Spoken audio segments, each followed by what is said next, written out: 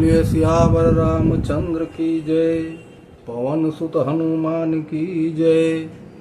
सभी प्रिय भक्तजनों को मेरा नमन स्वीकार हो। आज मैं आप लोगों के समक्ष एक ऐसी कथा को सुना रहा हूँ जिसको कि सुनने से ही सारा पाप नष्ट हो जाएगा। आप पाप से या जो भी आपके दुर्गुण भरा होगा वो दूर हो जाएगा। आप प्रभु के चरणों में आपका मन लगेगा, आपके सारे कार्य अच्छे होंगे। ये कहानी प्रभु श्री रामचंद्र जी की है और हनुमान जी की है।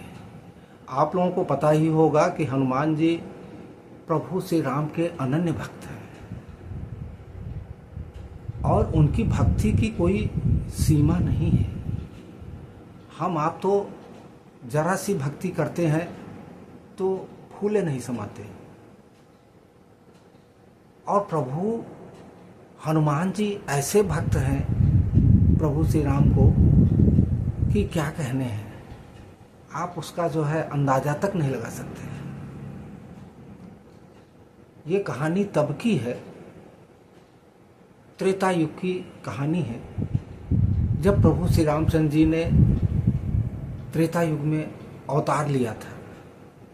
अवतार लेने के बाद में आप लोगों को पता ही है कि प्रभु श्री रामचंद्र जी ने अवतार किस लिए लिया था, क्यों लिया था। सबसे पहले आप जाइए मनु और शत्रुपा में। मनु और शत्रुपा का जब जन्म हुआ था तो उनको भगवान विष्णु ने उनकी तपस्या पर उनको वरदान दिया था कि जाइए हम आपके यहाँ गर्भ से अवतार लेंगे। और अवतार किस लिए लेंगे कि पृथ्वी जो है राक्षसों से जो है भरी पड़ी थी, गरवा रही थी, दुखी थी। पृथ्वी भी दुखी थी, बहुत दुखी थी राक्षसों के कर्म से। राक्षस ऐसा काम करते थे कि पृथ्वी भी दुखी थी। तो प्रभु ने मनु शत्रुपा को जो है वरदान दिया था कि हम जाइए आपके यहाँ अवतार लेंगे। और वही मनु शत्रुपा दशरथ और कौशल्या के रूप में जब अवध में जन्मे तो उनके यहाँ प्रभु श्री रामचंद्र जी ने कौशल्या के घर और दशरथ के यहाँ जो है अवतार लिए। अवतार लेने के बाद में प्रभु अपना सारा कार्यक्रम धीरे धीरे करके राज्य भी किए और जाके राक्षसों को मारे भी, महाबलशाली रावण को मारे। उसके बाद उनका राज्याभिषेक हुआ। सारा जब उनके उसका कार्यक्रम समाप्त हुआ तब उनको चलने की बेला है। चलने की बेला का मतलब समझ रहे हैं?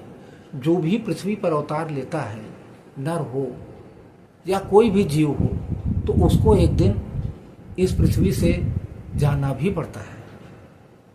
मतलब उसकी मृत्यु भी है, ऐसा निश्चित है। तो प्रभु को भी अब उनका कार्यक्रम खत्म हो चुका था, उनको भी अब जाना था। तो जाना था तो अब कैसे जाते? अब प्रभु श्री रामचंद्र जी का जाना कैसे होगा? इसी की एक कहानी है। इसकी कहानी एक ऐसे है कि प्रभु को जब जाना हुआ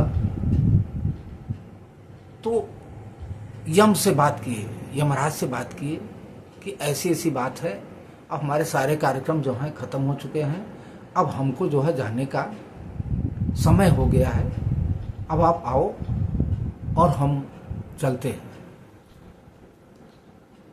लेकिन दूसरी तरफ प्रभु ये भी सोचने लगे कि अयोध्या में यमराज का आना बड़ा कठिन है।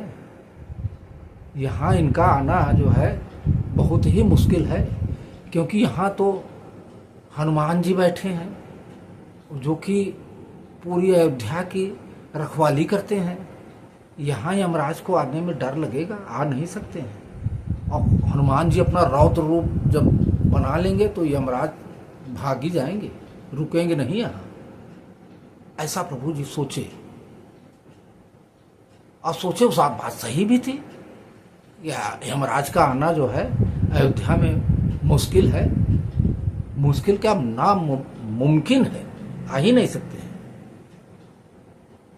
तो प्रभु ने क्या काम किया कि सृष्टि को रचने वाले भगवान ब्रह्मा से बात की कि अब हमारा कार्यक्रम खत्म हो चुका है, अब हमको चलने का समय हो चुका है, अब आप इसकी कुछ हमको वो बताइए, उसके लिए हम कार्य करें कि उस तरह हम आ सकें।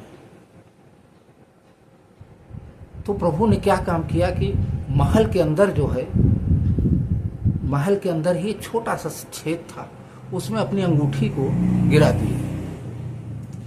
अंगूठी जब गिरा दिए तो अंगूठी उस छेद में चली गई। हनुमान जी आए तो भगवान ने कहा कि अरे हनुमान, देखो मेरी अंगूठी इस छेद में गिर गई है। अब देखिए प्रभु को जो है उसका वो बनाना था उस तरह कि हनुमान जी यहाँ से चले जाएं, तब हम यहाँ से जाएं, तभी ठीक होगा, अन्यथा हनुमान के रहते हमारा जाना संभव नहीं है।